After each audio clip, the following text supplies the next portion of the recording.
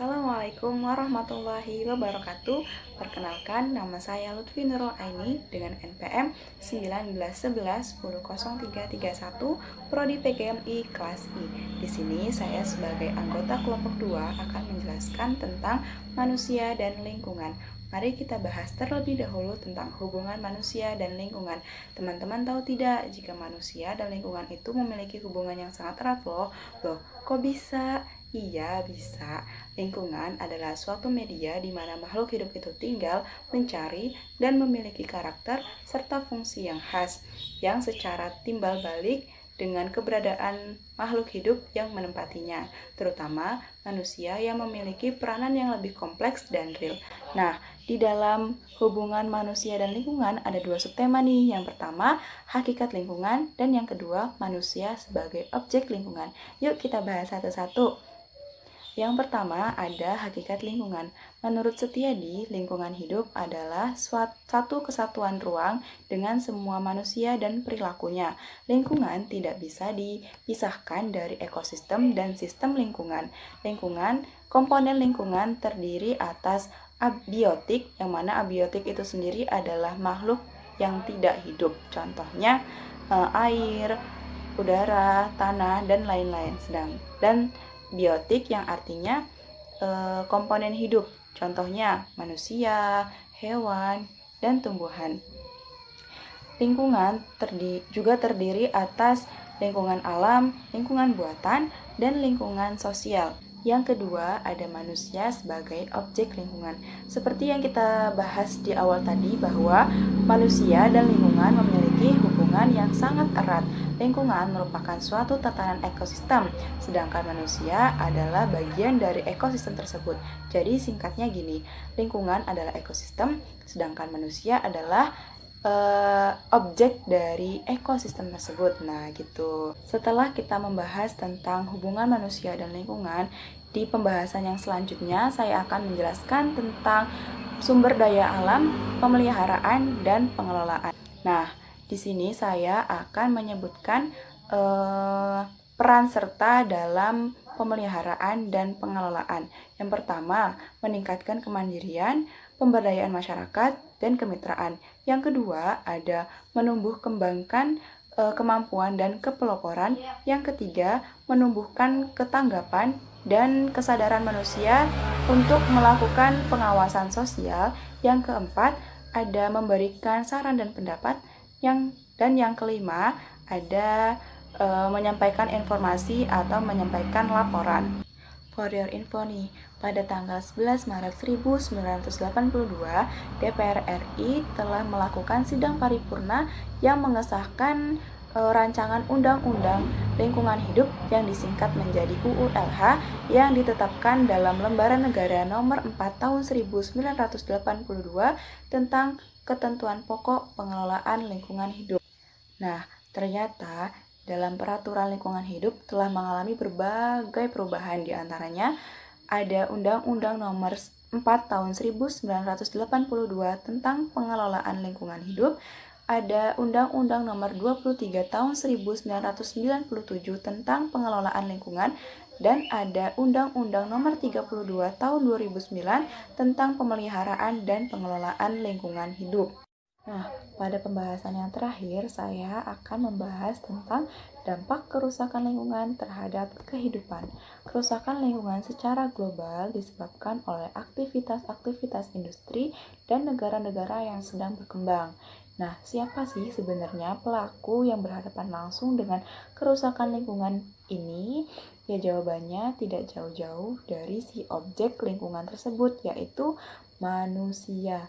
Jika manusia melakukan kerusakan lingkungan secara perorangan atau per individu dan dilakukan oleh banyak orang saja akan sangat berbahaya, apalagi jika manusia tersebut melakukan secara berkelompok, pasti akan lebih berbahaya lagi kan?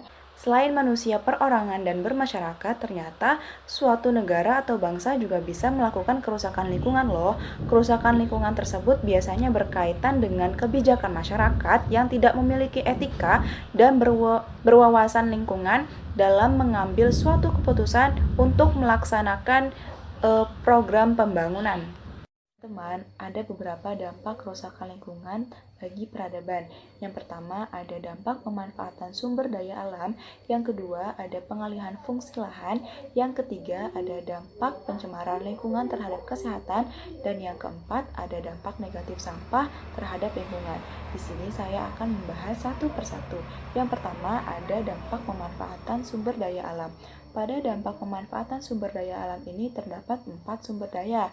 Yang pertama, ada sumber daya hutan, ada sumber daya lahan, ada sumber daya mineral, dan ada sumber daya air. Kita bahas yang sumber daya hutan. Pada awal pembukaan hutan, penebangan tanaman dapat menyebabkan terbukanya permukaan tanah.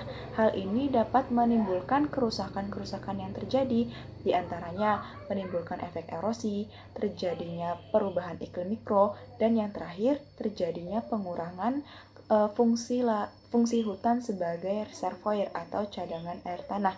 Yang kedua, ada sumber daya lahan.